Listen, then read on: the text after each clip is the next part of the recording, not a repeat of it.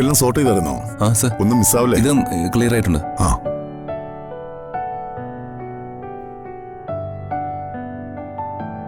ശരി മോളെ.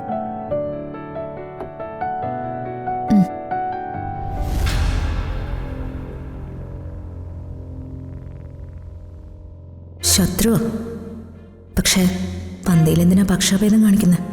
കുടിക്കട്ടെ. മറ്റുള്ളവരെ പോലെ വെറുതെ വിഷമൊന്നും കലക്കി തരില്ല ചേച്ചി.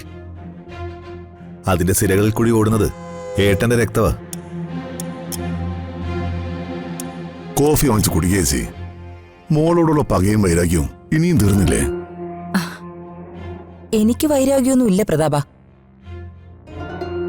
ഇവളെനിക്ക് കോഫി കൊണ്ടുവന്ന് നീട്ടിയപ്പോ ഞാനൊന്ന് അമ്പരന്ന് പോയതാ.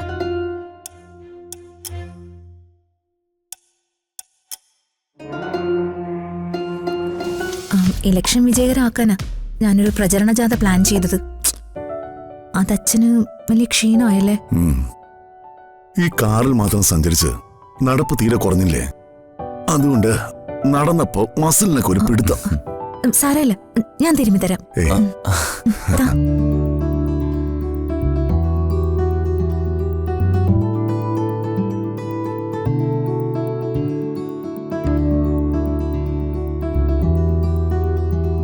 ചൂട് പിടിക്കുന്നത് നല്ലതാ. എന്നാ പിന്നെ ഞാൻ വെള്ളം ചൂടാക്കി തോർത്തു കൊടുത്തോണ്ട് വരാം. അതൊന്നും വേണ്ട, മോൾ അവിടെ ഇരിക്കെ. തൽക്കാലം കാലം തിരുമിയാ മതി. പ്രചരണ ജാഥ വിജയകരമായിരുന്നു ഏട്ടാ. അതെന്ത് ചോദ്യ? 100% വിജയകരമായിരുന്നു. എല്ലാ മണ്ഡലങ്ങളും കവർ ചെയ്തോ? എല്ലാ മണ്ഡലങ്ങളിലും പോയി. എല്ലാ മണ്ഡലങ്ങളിലും നല്ല റെസ്പോൺസ് ആയിരുന്നു. ദൈവമേ, ഞാൻ ശരീരം കൊണ്ട് എവിടെയാണെങ്കിലും മനസ്സുകൊണ്ട് അപ്പുറത്താണല്ലോ. ഈ പ്രചരണ ജാഥ ഞങ്ങൾക്ക് ക്ഷീണമാവോ? എല്ലാ മണ്ഡലങ്ങളിലെയും റെസ്പോൺസ് രാജു പറയും. റെസ്പോൺസ് ഞാൻ വായിക്കാം. നമ്മൾ പോയ മിക്ക മണ്ഡലങ്ങളിലും ജനങ്ങള് വളരെ ആവേശത്തോടെ നമ്മളെ സ്വീകരിച്ചു. പ്രത്യേകിച്ച് ഗ്രാമപ്രദേശങ്ങളില് ആളുകള് നമ്മളെ കേൾക്കാൻ കാത്തു നിന്നതുപോലെ ഒരു വികാരം ഉണ്ടായിരുന്നു. യുവജനങ്ങളില് നല്ല പോസിറ്റീവ് തരംഗം കാണുന്നുണ്ട്. ജോലി, വികസനം തുടങ്ങിയ നമ്മുടെ വാഗ്ദാനങ്ങള് അവർക്ക് വലിയ ഇഷ്ടമായി. പക്ഷേ ചില മേഖലകളില്, പ്രത്യേകിച്ചും നഗരമേഖലകളില് ഇപ്പോഴും കുറച്ച് സംശയങ്ങളുണ്ട്. പ്രത്യേകിച്ചും നടപ്പാക്കാത്ത പഴയ വാഗ്ദാനങ്ങളെക്കുറിച്ച് ജനങ്ങൾ ചോദിക്കുന്നുണ്ട്.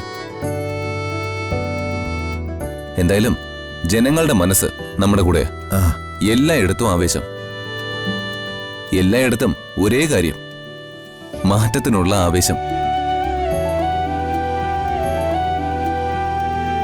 ഒറ്റ വാക്കി പറഞ്ഞ ഈ ജാഥ നമുക്ക് വലിയ മൈലേജ് തന്നിട്ടുണ്ട്.